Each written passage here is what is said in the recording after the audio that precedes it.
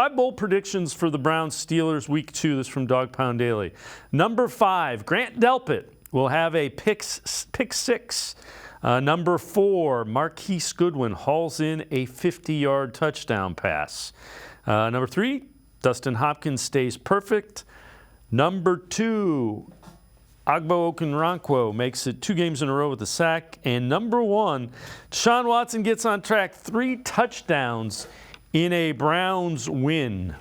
All those, the 3 touchdowns, pretty bold.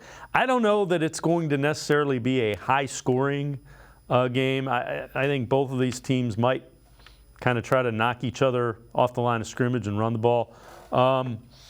When you look at those, which of those would surprise you the most, I guess? I was looking at the player props today because sometimes I'm a gambling man, and I've seen Marquise Goodwin plus 1,100 anytime touchdown, and he was getting open. The speed is still there, that Olympic speed that Marquise Goodwin's always had in his career. If Watson, if the weather looks better, which right now there's a chance of rain Monday night, if Watson can get just a little bit more zip on that ball, I'm thinking we're going to see a Marquise Goodwin touchdown that come this Monday night. The Steelers secondary has struggled last week. It's not as good as it's been in the past, and I could see Marquise breaking loose and having a big-time touchdown on Monday night. I'm with you. I think it's going to be a knockout, drag-out fight. It could be low scoring. I think the under is the trend to go for anybody that places bets down on these games. But I would not be stunned if Marquise Goodwin had a big play on Monday night. When you look at it, what are some of the matchups you think the Browns have to win, and you can go with some of them that concern you as well?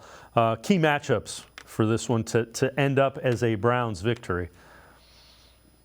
It's definitely our tackles, Wills and Jones against Highsmith and Watt. And then, Emerson and George Pickens, that's going to be a battle to watch. There was some, words exchanged through social media in the offseason between the two.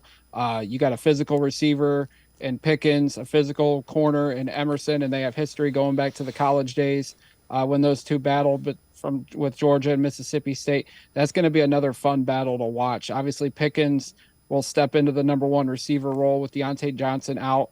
And I would imagine they'll probably rotate between Newsome, Emerson, and Ward going up against them in certain situations. But I could see Emerson being the lead guy in that battle just because he has the history with Pickens as well. Do you think the Browns try to run the ball again, or do you think they open it up a little bit? Is it weather dependent?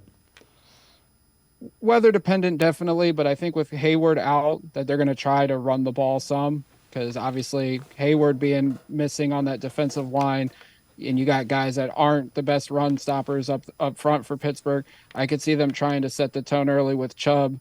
And, Chubb always gets up for these division games. So I could see them trying to run it early, open up the passing game throughout the rest of the game. But we know Stefanski. He schemes these guys to get open. So it will not shock me if they come out swinging with the passing game on Monday night.